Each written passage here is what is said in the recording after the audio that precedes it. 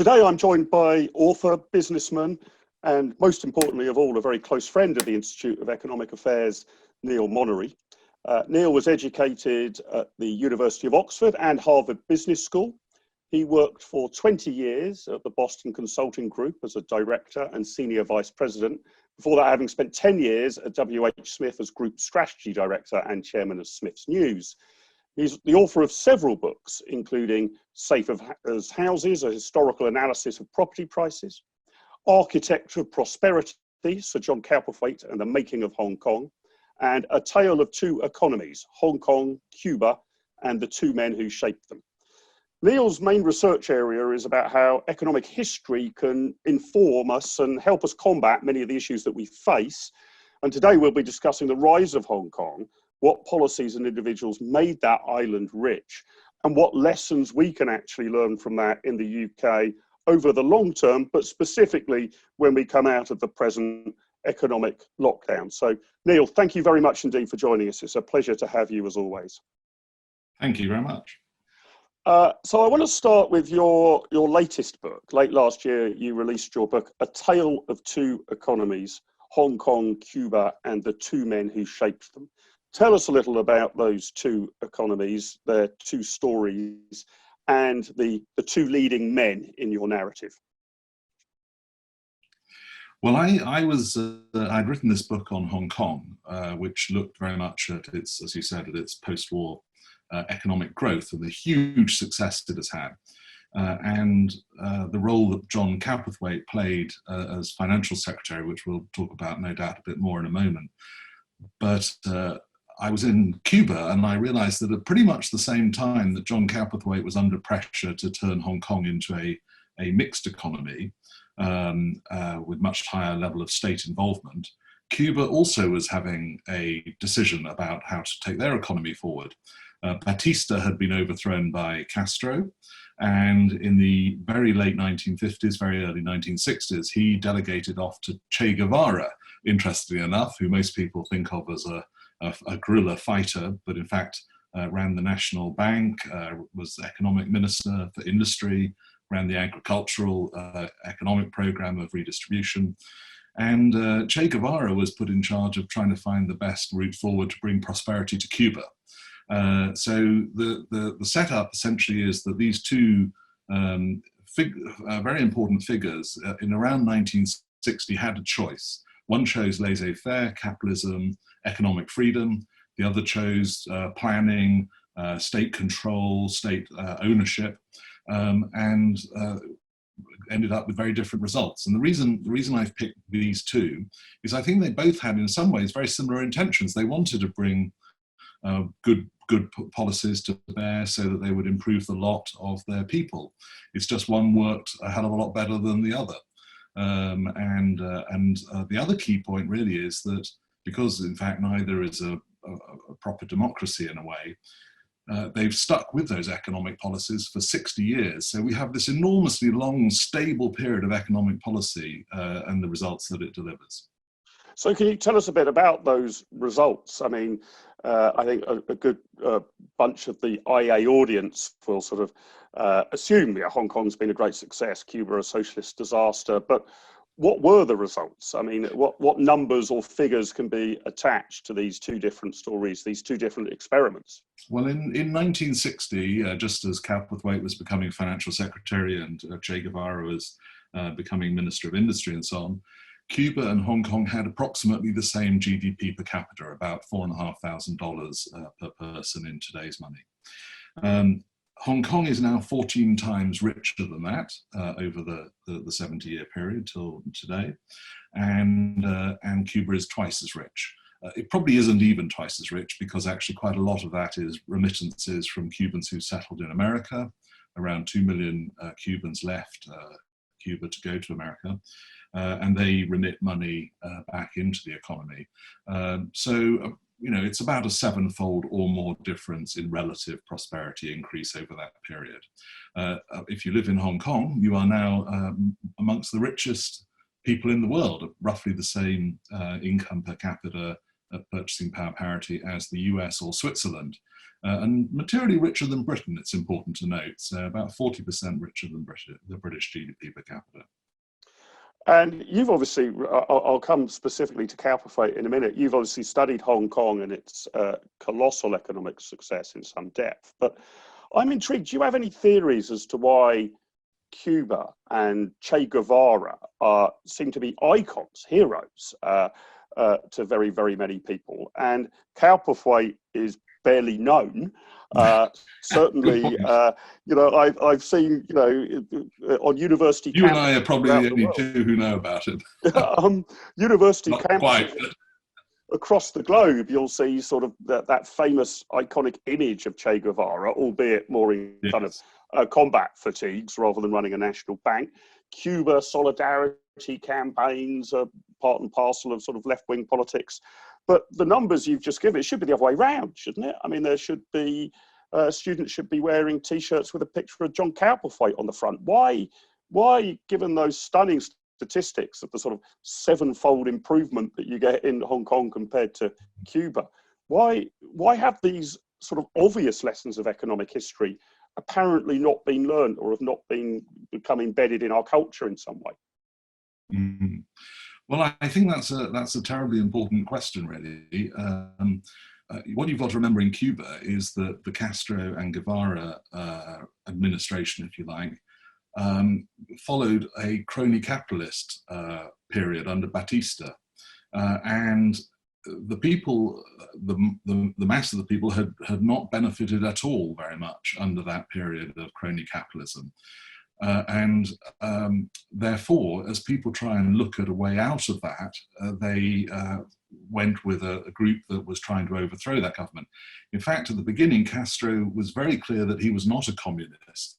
And in fact, the prime minister and president immediately after the revolution were both liberals. But eventually it turned into communism. But I think it's very important to differentiate between free market capitalism, as we see in Hong Kong, and crony capitalism, as was existing in Cuba. And as you know, in politics, you don't really get a choice as to what you overthrow your bad government with. You normally have one option, maybe you have two, but you probably only have one. So in a battle between crony capitalism and socialism, it's a much tighter fight than it is between free market capitalism as we have in Hong Kong. And you can see the defense that certain people in Hong Kong over the years have put into defending the capitalist system there, which is not the case under the Batista system in Cuba.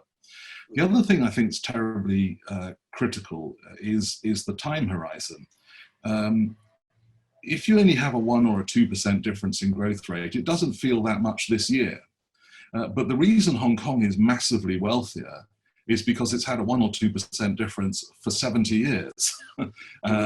It's just that steady improvement in standards of living, which is almost imperceptible. As we know, governments can throw it away, give it away in bungs for various interest groups and the like. And if you do that and you deteriorate back to very low levels of growth, then of course capitalism isn't delivering. So the great thing about Hong Kong, I think, over the period that we're talking about, is that it had a phenomenal performance in terms of growth rate because of the system that was put in place by people like Cowperthwaite. And then the very last point I'd make is there is something mildly romantic about the socialist idea, as displayed by in Cuba, about we're all in it together and so on. And it does require a certain level of willingness to think about over the longer term which system will work best for the majority of people. It's quite a hard thing, I think. It's not what we're naturally intuitively feeling is the right answer, to allow it to the markets, but it is, of course, by allowing many of these things to go down to distributed people, to the competition between companies, to people choosing what jobs to have. It's those things that deliver long-term prosperity. The planning side doesn't really do it. So would it be fair to say, in the case of Hong Kong, and I want to come to Cowperthwaite in a minute and the precise policies he enacted or stopped, you've got a kind of long, slow and steady eventual miracle of compound mathematics, because those growth rates, are on top of each other, and therefore after a generation or two, it makes a colossal difference. Whereas in Cuba, you have the sort of short, sharp shock. We need the empowerment and the emancipation of the masses now. So that sort of socialist revolution, which promises a lot, I mean, it might be it doesn't deliver, but promises a lot immediately. Whereas there's something sort of slightly more methodical, small c conservative, and longer term about the Hong Kong story. Yes, I think that's right. Cuba, of course, has had very low growth rates for a very long period as well, so it's been methodically growing very slowly. I think the key difference is that in Hong Kong, investment choices have been made by people who are seeking a profit, are looking for opportunities, whether they themselves change jobs or what industry they open up. Hong Kong has led in very many different industries. It was in the entrepot trade to begin with, and then it went into various services around shipping, and then it went into manufacturing, and then it went into plastics. It's been extremely agile in the way in which it's deployed its capital over the time. Cuba decided with a big 5-year plan, very similar to the Soviet Union approach, as to what it wanted to build by way of industry. And it was a very static, very undynamic way of doing it. But it was very driven by the top. So you had a very, if you like, a clear, ambitious plan as you described it. But unfortunately, it isn't very agile in the face of uncertainty, in the face of changing economics, and therefore has delivered this very slow growth rate for many, many decades. So I put it down to that. It sort of looks good in contemplation, but is disappointing in effect, essentially, the Cuba case. Yes, and it's we see it throughout Europe as well, and in the UK. There is something that people like about the government taking control of something and showing action. But of course, sometimes that action isn't very helpful in the longer term. And in fact, you would have been better off leaving it to markets. Leaving it to markets has a problem, which is the Schumpeter logic in economics, which is therefore firms will fail. And that is an integral part of the system. And one of the successes in Hong Kong is not to be overwhelmed by empathy, if you like, for those firms that fail, but rather to see that as a reallocation of resources to better uses. And part of the market that is a hard thing process. For people to feel is a good thing. Yes. So let's talk a little bit about John Cowperthwaite. You and I have shared a number of conversations about this, but let's assume for the listeners and the viewers that they don't really know much about him. So in 2017, you write this book entitled Architect of Prosperity. Why did you pick Cowperthwaite? And tell us a bit about him, because he's, although I think his legacy is hugely significant, he's hardly one of the best known sort of classical liberals or free marketeers. So give us a kind of new reader's start here introduction to what he did. Yeah. Well, I actually started doing some research after the great financial crash. I mean, we're now in another crash at the moment, but it was after the 2007-8 crash. And I thought it was very problematic that we didn't have good examples of how to have good levels of growth over the long term. And I think subsequently we've had very low productivity since that point and very low levels of economic growth. And I wanted to look around the world to see who had not only moved from relative poverty to high levels of income, but past our level of income and actually even higher. And Hong Kong kept popping up as this remarkable economic story, which I think has been massively undercovered by economists and politicians and the like, for maybe some obvious reasons. And as I dug into the success of Hong Kong, which, as I mentioned, was 60 or 70 years of extremely high levels of growth, this name kept coming up, which I also had not heard of, John Cowperthwaite. And so I started researching him. He has left a very light footprint in terms of documents or biographies, i.e. none. And as I read about him, as I visited the archives in Kew in the UK and in Hong Kong, I came to find a great deal of interest in what he had done by way of economic policy a set of economic policies that are not widely used today, and perhaps have gone rather out of fashion in most countries, of leaving things to markets, of an open economy, of laissez-faire. And yet the results are very, very clear. And I thought that was worth airing a bit further and examining a bit further. And that's what the book's about. So tell us a bit about Cowperthwaite. So okay, he's a laissez-faire, sort of inspired by Adam Smith, sort of free market kind of guy. But what did that mean in practice in Hong Kong after the Second World War? Yeah, it's worth it. He basically was a classicist. He went to St Andrews and then to Cambridge, and probably would have ended up as a classics professor or a teacher in a leading school or whatever. But then the Second World War intervened, and he joined the civil service, and in particular a thing called the Hong Kong Cadets, which is a high-flying group of Hong Kong civil servants. And fortunately, he just avoided ending up in Hong Kong just before the Japanese invasion. So he spent most of the war actually in Sierra Leone, but he turned up in Hong Kong immediately after the liberation of Hong Kong in the autumn of 1945, and took various roles, first of all in charge of price control and finding supplies like rice and heating materials and getting the economy back on its feet. The economy was completely desolate. Everything that had got any value had been taken away by the Japanese or destroyed. The population had roughly halved. All of the Europeans were interned in prisoner of war camps. It was really a barren island. And Britain was not really in a position to provide much economic support to Hong Kong. So they had to sort of find their own way. And what they ended up doing was putting a lot of trust in the Hong Kong people and the Hong Kong institutions to be able to revive the economy very quickly. And that is in fact what happened. So in many ways, the government played an enabling, but absolutely not much more than enabling role in the recovery of Hong Kong. And very quickly, it had returned to its pre-war level of population, its pre-war income per capita. It had re-established the entrepot trade with China. It then went through a series of subsequent shocks as well. For example, when the US put a trade embargo on China, which completely destroyed the economic basis of the colony. And again, that was the 1960 time. And there was a huge pressure for the government to intervene, which Cowperthwaite, at that point, who was financial secretary, resisted.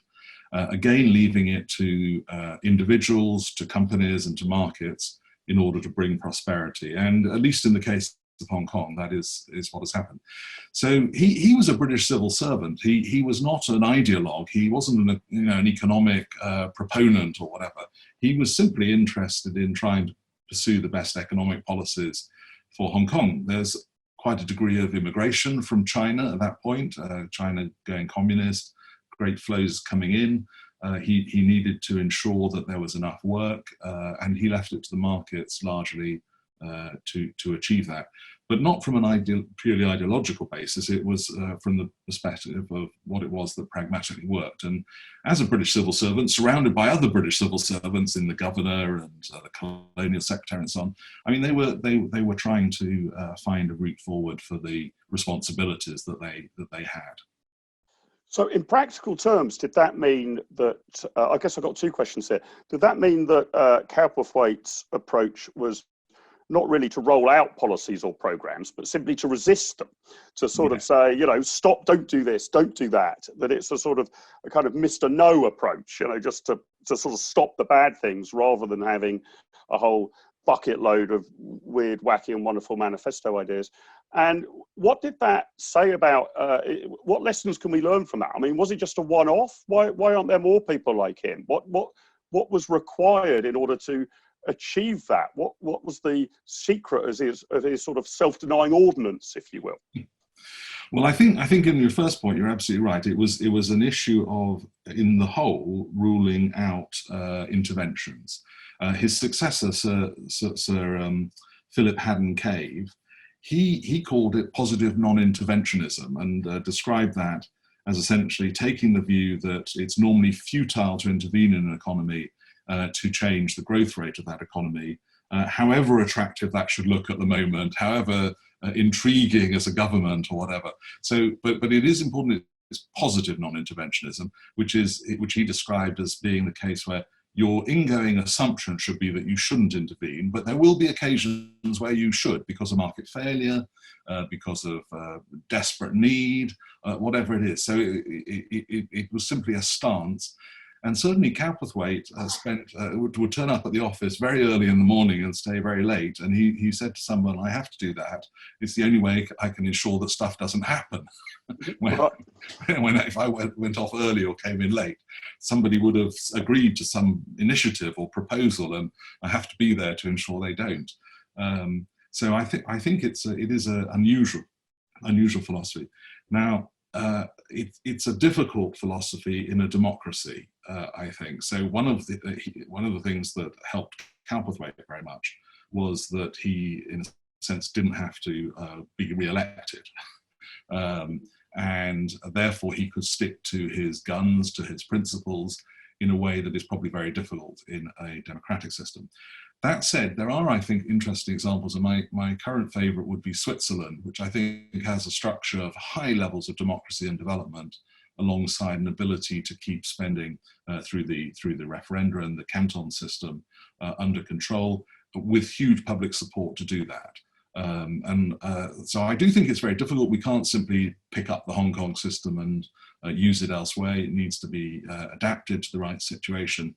But the essential concept of ensuring that there's a high level of investment into productive industries and using that mechanism to allocate resources to the right place and thereby get high levels of growth, and subsequently allow that to go down into services and other things. That essential model, I think, is a fundamentally interesting question for many economies to have a think about whether that wouldn't serve them better in the long run.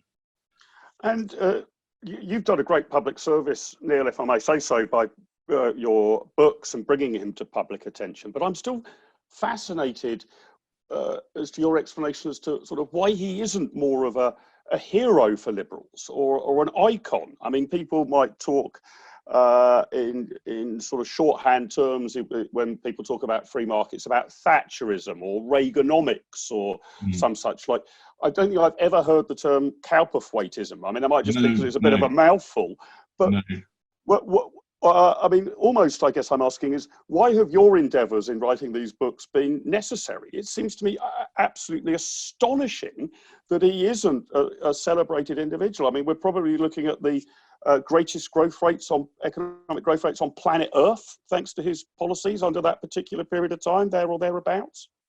Pretty much. I mean, pretty much Hong Kong between, say, 1945 or 1950, if you ignore the original rebound out of the war, and say 2010 or even to today, will have the best, if not, one of the top 2 or 3 best growth rates of any country over that period in the world.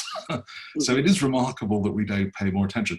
And it's not just Cowperthwaite. I mean, he had predecessors who were, again, civil servants who followed a very similar course, and he had successors who followed a very similar course. Indeed, I had the opportunity to talk to the current holder of the Office of Financial Secretary in Hong Kong, and they broadly follow the same set of policies that he introduced or was central to explaining and describing and embedding in the 50s and 60s. So I too am amazed that people aren't more interested in seeing more about a story like that. I mean, there are a handful of great stories out there where I think people who are interested in economic prosperity really need to have a good knowledge of them. Singapore is another example.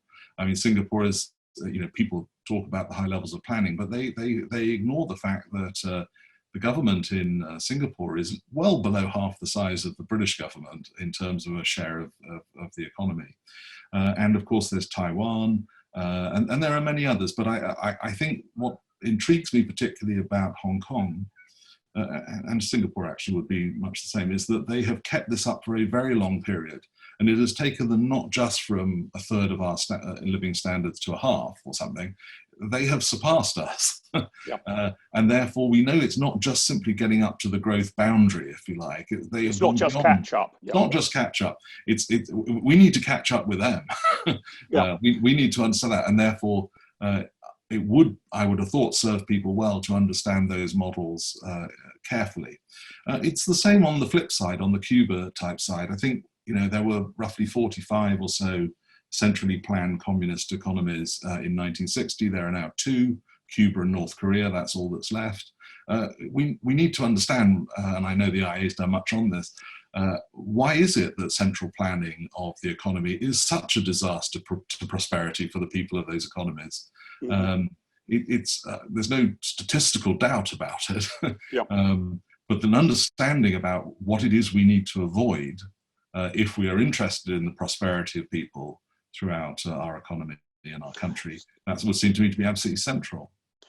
I wonder if you could just sketch out for us a little bit more about, if you like, what are the lessons we're trying to learn here? You said at the outset, Hong Kong gone up in GDP per capita by a factor of 14, Cuba only doubled, so 7 times more successful in comparison. Yeah. But tell us a little bit about the shape and size of these, the way the government operates. You mentioned Singapore, but if we were to look at GDP spending by the state as a kind of proxy for how big the state is, what does that look like in Hong Kong compared to Cuba, and compared indeed to the UK or Western Europe? What are the sort of rough metrics there in comparing those 3? Well, Hong Kong around the time of Cowperthwaite, so the 50s and 60s, was 15 or 16% of GDP was the size of the state. It's now still below 20, so that's creeped up a tiny bit, particularly with the provision of free education and pensions and social security networks and so on, but to about 20%. Britain, I think, was about 45% to 50%, but I think it's going to be a little bit higher than that, so well above double. Switzerland, interestingly, is around 30%, which is why I think it is a really intriguing example. And Singapore, which again I think is a very valuable example, is below 20% too. So I think it gives you a sort of sense as to how you can be an extremely successful and powerful economy with a much smaller state sector. In fact, the Cowperthwaite argument would be you need the smaller state sector, not because you don't like providing services or whatever, but simply because if you don't control that, you won't have enough investment, you won't give enough money back to companies, to individuals and so on. Therefore, you won't have enough investment, and it is that is central to the growth going forward. It is people exiting one industry and moving into another and building it and getting their investments in the right place. And that's what Cuba on the share of the government is very difficult because it's effectively 100%, or it's 95%. So there's a huge set of academic literature around what are those numbers. But effectively we can say almost all, and I'll come back to one exception in a second, almost all of Cuban economic activity is controlled by the state and has been really since the 1960s. The one exception to that is when the Cuban economy is extremely reliant on sugar, and Russia, the USSR, had given them a big subsidy for buying their sugar for many years. But when the Soviet Union disintegrated, that subsidy went. And Castro actually allowed a certain degree of liberalization, and certain people could become self-employed. I think it was 159 jobs, including jugglers and taxi drivers. You could rent out one room, and 600,000 Cubans, which is actually quite a significant part of the workforce, have taken advantage of that.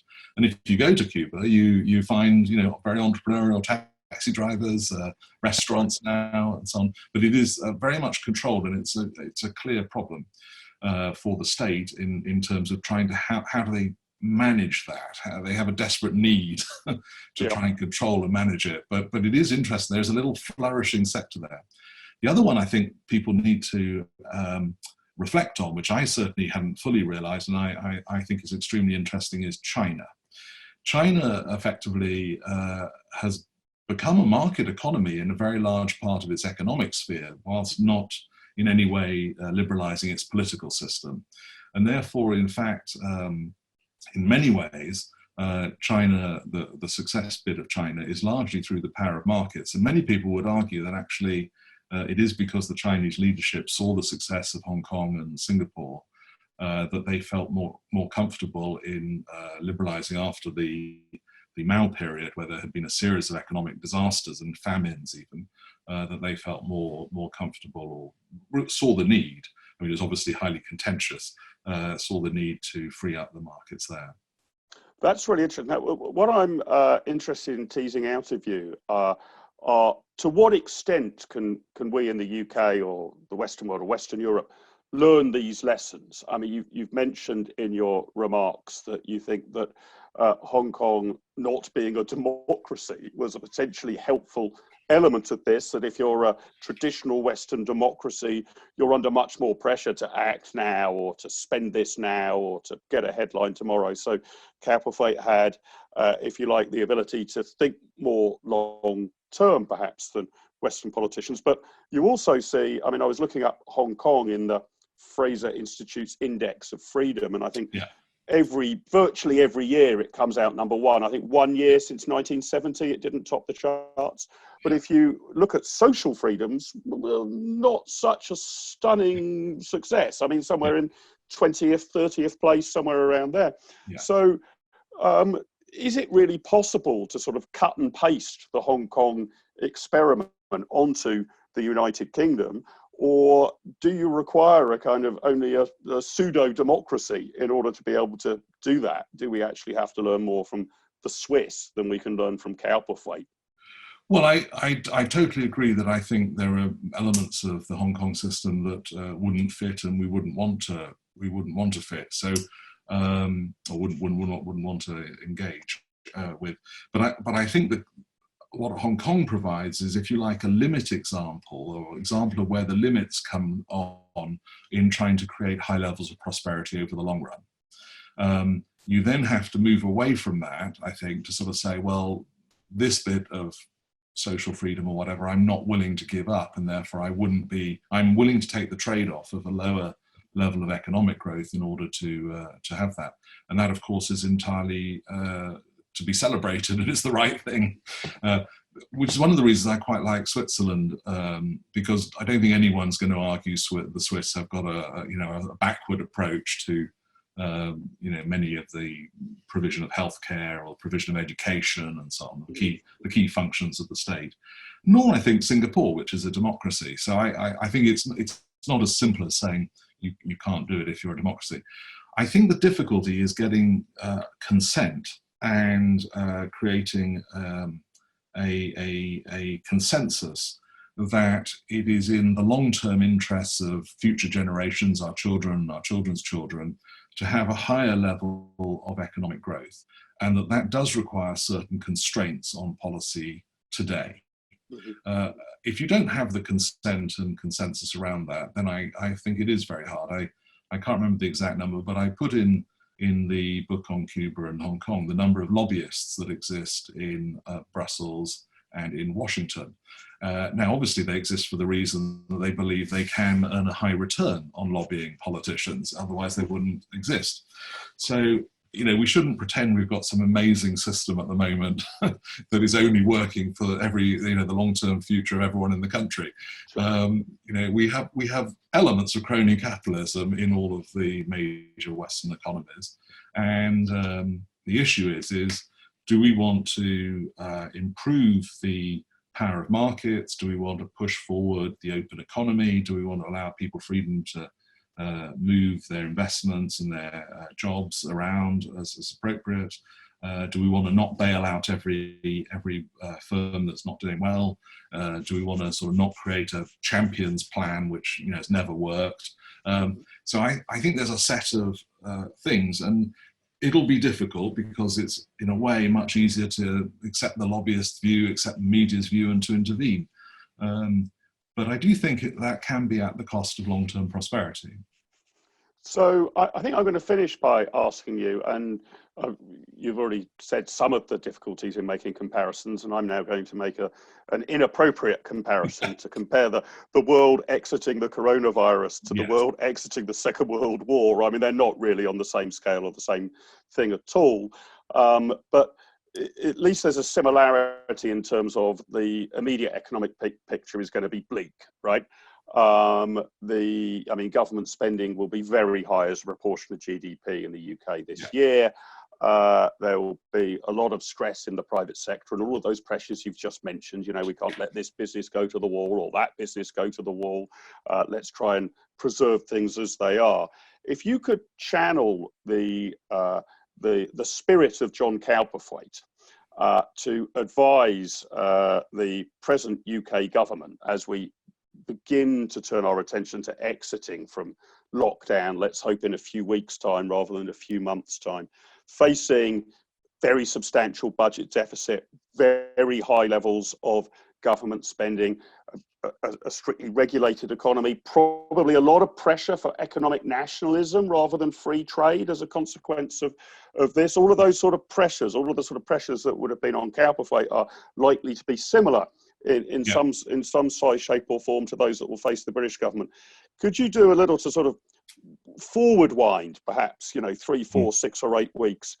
What would the ghost of John Cowperthwaite be saying to the Boris Johnsons and the Rishi Sunaks and the Priti Patels and the Dominic Raabs about the path that they should chart in the weeks and months to come to ensure good growth rates and wider prosperity in the UK coming out of this economic and human catastrophe? Well, I think that's a very good question. I'm doing some research around that at the moment as to what have economic parallels been in the past as you come out of these very dramatic declines in economic output and so on. And we're definitely going to be in that situation. And I do think there are parallels. Obviously, it's very different in terms of what the cause of the problem is and the nature of the public health issue. But in the economic terms, Cowperthwaite came and arrived in a Hong Kong that had suffered a major economic shock. And I think it took him some time to realize that the best route out of that actually was to allow market forces, once there was a reasonable form of government, there was a currency back and so on. So, it doesn't work if you don't have some very basics, rule of law, sanctity of contracts and stuff like that.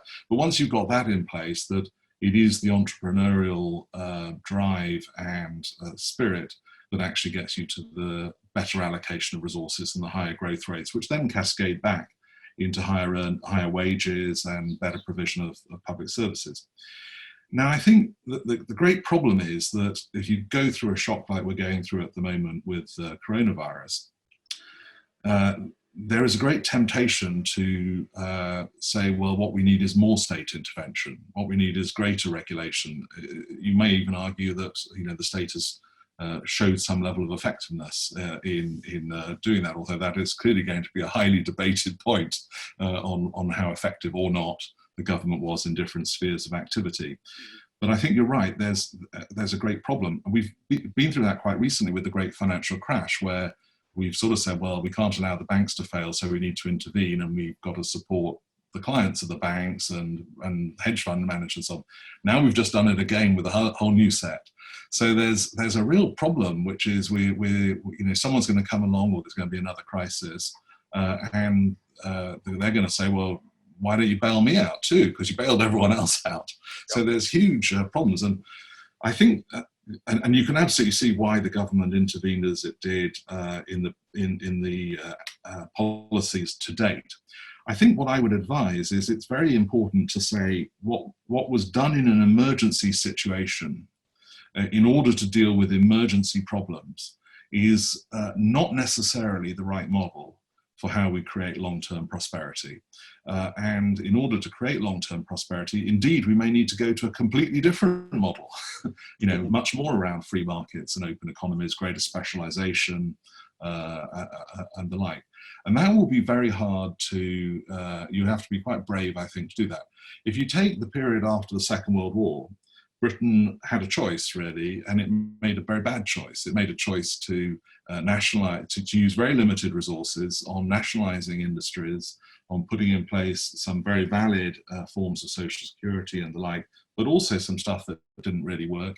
It tried to do centralized planning in many industries.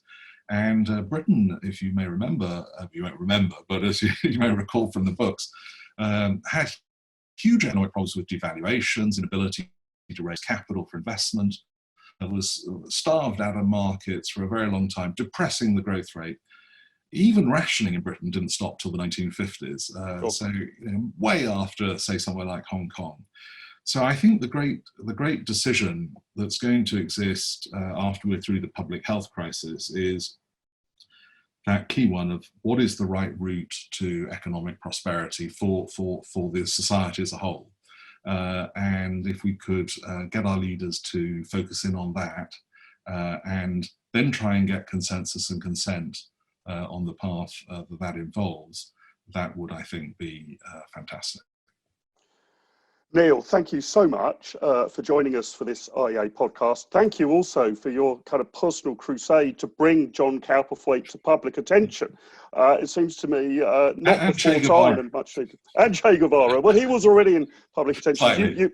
You've written the books to bring into public attention. I'm going to make it my mission to start making John Cowperthwaite posters and T-shirts to rival Che Guevara posters and T-shirts. It's been absolutely fascinating to hear from you, Neil. It's always a pleasure to host you at the IEA. Thank you very much for your time. In the show notes below, if you're watching on YouTube, we'll link to Neil's books on Amazon. I highly commend them. And Neil, no doubt this is a subject that we will be returning to again and again as we exit finally the pandemic and lockdown, and we look for where we can learn lessons. And I found what you were saying about the lessons to learn are, if you like, obvious but are hard to sell. It's going to be the real challenge for those of us who are free market liberals. So Neil Monnery, thank you very much indeed for your time. Thank you very much.